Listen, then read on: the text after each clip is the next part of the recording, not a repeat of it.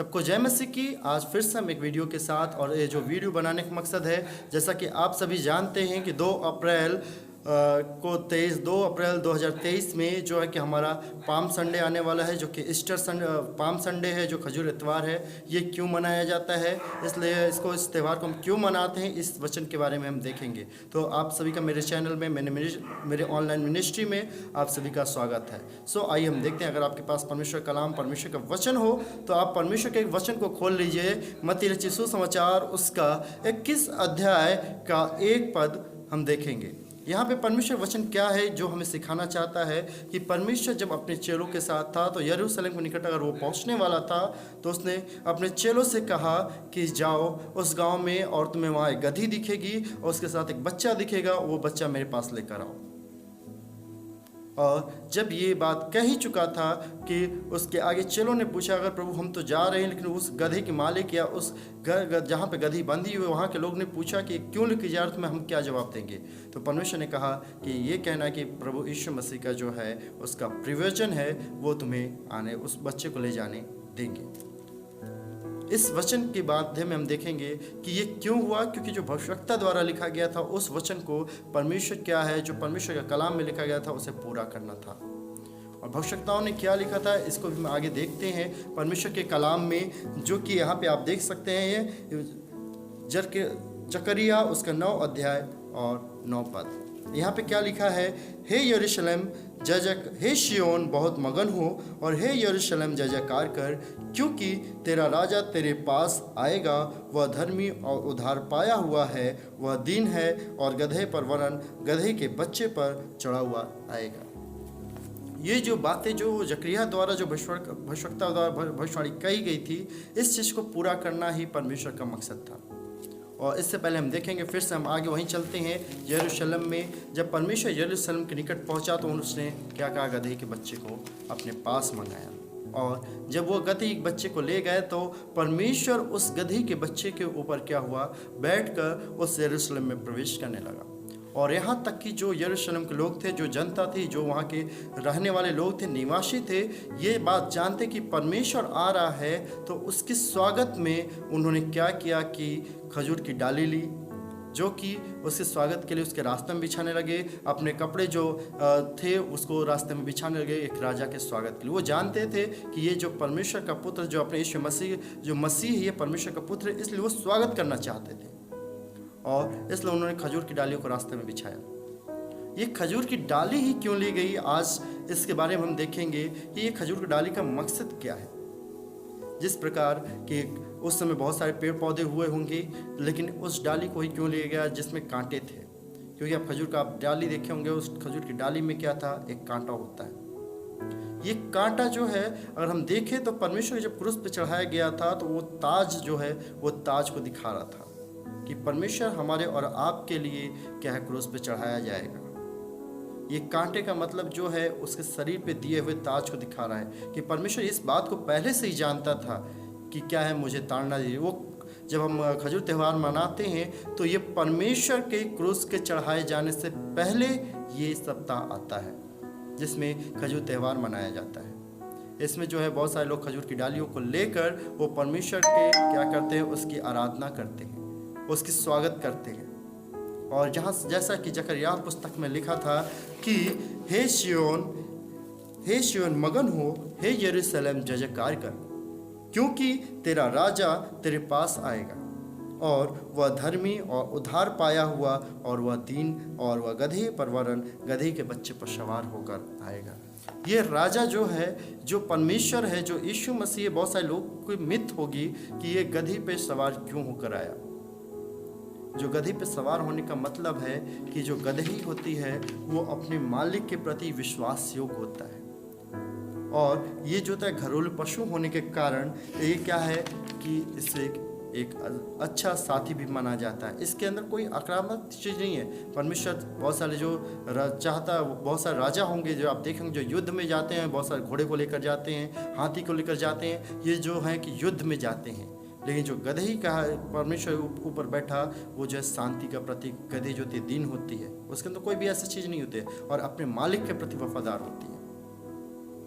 विश्वास योग्य होती है। परमेश्वर उस गधी के बच्चे को चुनने का मतलब ये था, वो चाहता तो घोड़े के बच्चे को भी ले सकता था, वो चाहता तो हाथी के बच्चे को भी ले सकता था, वो चाहता तो शेर के बच्चे को भी ले सकता, लेकिन परमेश्वर इस चीज़ को दर्शाना नहीं चाहता था कि ये जो चीज़ें हैं, जो शेर है, जो हाथी है, जो घोड़े, ये ज़्यादातर युद्ध में इस्तेमाल होने वाले होते हैं। आप देखोगे राजा महाराजाओं में ज़्यादा हाथी घोड़े ही जाते थे युद्ध में, लेकिन जो परमेश्वर था वो शांति का प्रतीक था, वो शांति का राजा था। इसलिए परमेश्वर ने गधी को चुना ताकि वो शांति को दिखा सके, शांति को बता सके। वो कोई युद्ध करने नहीं, वो कोई ऐसा चीज़ नहीं करने आया जिसके लिए उसे घोड़े और हाथी की जरूरत हो। वो इसलिए आया था ताकि वो शांति देने वाला था। इसलिए परमेश्वर ने गधी के बच्चे को चुना ताकि वो जो थी सीधा अपने मालिक के प्रति विश्वास योग्य होती है। और इसके आगे हम देखेंगे परमेश्वर का चुनने का मकसद और क्या है। जब परमेश्वर यरूशलेम में गया, वहां जाने के बाद लोगों ने क्या किया, खजूर की डाली को लेकर परमेश्वर के रास्ते में बिछाया ताकि वो उसका सेवा करने पाए। अच्छे अच्छे जो उनके पास कपड़े थे, जो वस्त्र थे, उस चीज़ को परमेश्वर ने, उन लोगों ने परमेश्वर की सेवा के लिए बिछाया। क्योंकि परमेश्वर वचन कहता है कि जब परमेश्वर जब यरूशलेम में जा रहा था, जो योद्धी लोग थे वो लोग क्या करते, शांत कराते। परमेश्वर ने कहा नहीं, अगर ये शांत होगी तो पत्थर भी क्या करेंगे, चिल्ला उठेंगे। और उसके आगे हम देखते हैं कि एक और भविष्यवाणी थी कि मैं नर्म वाला राजा, दीन वाला राजा हूँ, नर्म हूँ, दीन हूँ। और यीशु चाहने वाला क्या है कि वो यीशु जो है युद्ध चाहने वाला नहीं था, और वो शांति का राजा। परमेश्वर युद्ध नहीं चाहता था, वो नम्रता का राजा है, वो दीनता का राजा है, और वो शांति का राजा है, वो युद्ध का राजा नहीं है। परमेश्वर गधी के बच्चे को चुनने का मतलब ही है कि वो जो शांति के प्रतीक, वो उसके अंदर कोई भी ऐसी चीज़ें नहीं है। लेकिन बहुत सारे लोग कहते हैं कि परमेश्वर ने गधी के बच्चे को इसलिए चुना कि वह उससे कोई पूछने वाला नहीं था, वो सारे जानवरों में तुच्छ है, ऐसा नहीं है। वो परमेश्वर इसलिए चुना था ताकि जो गधी है उसके अपने मालिक के प्रति वफादार होती है। और गधी के बच्चे को चुनने का मतलब भी है कि परमेश्वर ये बताना चाहता था यरूशलेम लोगों के जो राजा है वो कैसे आने वाला है। वो लोग जानते थे कि परमेश्वर का जो राजा है, जो यरूशलेम का वो आने वाला है, वो घोड़े और हाथी के साथ नहीं, वो गधे के बच्चे के ऊपर सवार होकर आने वाला है। और ये परमेश्वर दिखाना चाहता था कि आपका राजा जो है, मसीह जो है, वो आ चुका है। वो किसी घोड़े हाथी का मतलब है कि युद्ध में जाना, लेकिन गधी पे आने का मतलब है कि परमेश्वर शांति का प्रतीक का राजा है, इसलिए परमेश्वर ने गधी पे आया। हालेलुया। और इसके आगे हम देखेंगे कि उसके आगे और भी कहा गया था यशायाह उसका 9:16 पद में कि उसका नाम अद्भुत रीति से करने वाला, पराक्रमी परमेश्वर, अनंत काल का पिता और शांति का राजकुमार होगा। ये परमेश्वर जो शांति का राजकुमार है, इसलिए उसने गधी को चुना। युद्ध उसने नहीं चाहा, उसने शांति को दिखाना चाहा, उसने जो है कि अपने प्रति प्रेम को दिखाना चाहा, नम्रता को दिखाना चाहा। और परमेश्वर का इस दुनिया में आने का मकसद ही क्या है, वो क्यों आया था कि जो भविष्यवाणी कही गई थी वो क्या हो, अपने पूरा हो सके। और परमेश्वर ने, जब परमेश्वर इस यरूशलेम में आया तो उसके आगे देखिए क्या कहता है। यीशु ने परमेश्वर के मंदिर में जाकर सभी को क्या किया, जैसे ही परमेश्वर यरूशलेम पहुंचा और उतरने के बाद वो तुरंत यरूशलेम के मंदिर में गया। और जाने के बाद क्या किया, उसके आगे आप देख सकते हैं मत्ती रचित सुसमाचार उसका 21 अध्याय 12 पद में यहाँ पे क्या कहता है कि यीशु ने परमेश्वर के मंदिर में जाकर उन सब को जो मंदिर में लेन देन कर रहे थे उनको निकाल दिया, उनके सरफरों और मेजों और कबूतरों को उड़ा दिया, और वहाँ जो बैठने वाली चौकी को उलट दी। और परमेश्वर ने कहा तुम मेरे यीशु मसीह के घर को क्या डाकू का खो बना दिए हो। इसका क्या मतलब है कि उसके आगे ये क्यों किया। परमेश्वर तुरंत यरूशलेम गया और वहाँ से जाने के बाद वो मंदिर में गया, और मंदिर में जाते ही वहाँ जितने लोग भी व्यापारी थे, जो लेन देन करते थे, जो कबूतरों को बेचते थे, जो और भी लेन देन करते थे, जो वहाँ पे ऐसा बाजार बना दिए थे, परमेश्वर ने सभी को मंदिर को उठा दिया। उसने कहा तुमने मेरे पिता के मंदिर को क्या किया है कि डाकू का घो बना दिए हो, अड्डा बना दिए हो।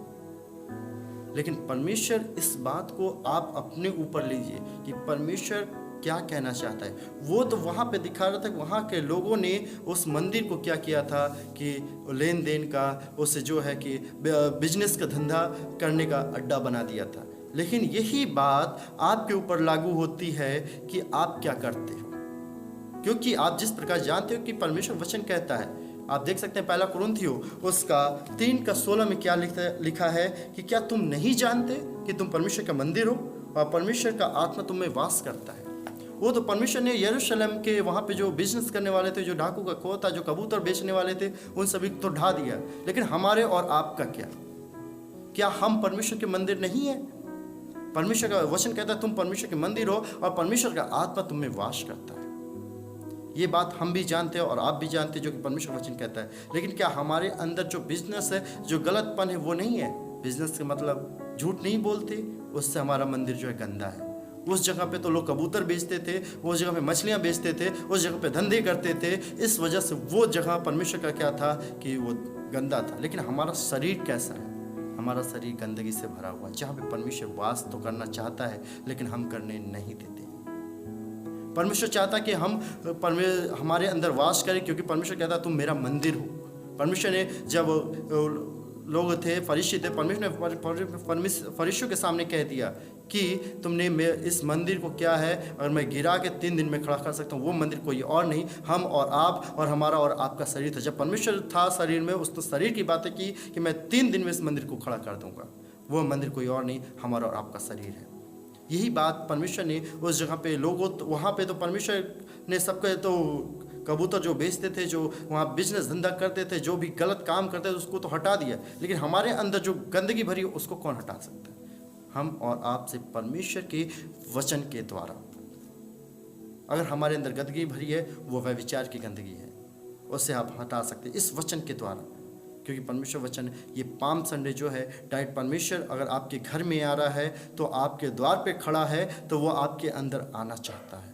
लेकिन आपके अंदर क्या है? अगर गंदगी भरी है तो वो आपको निकालनी है, क्योंकि परमेश्वर उस शरीर में, उस मंदिर में वास करना चाहता है।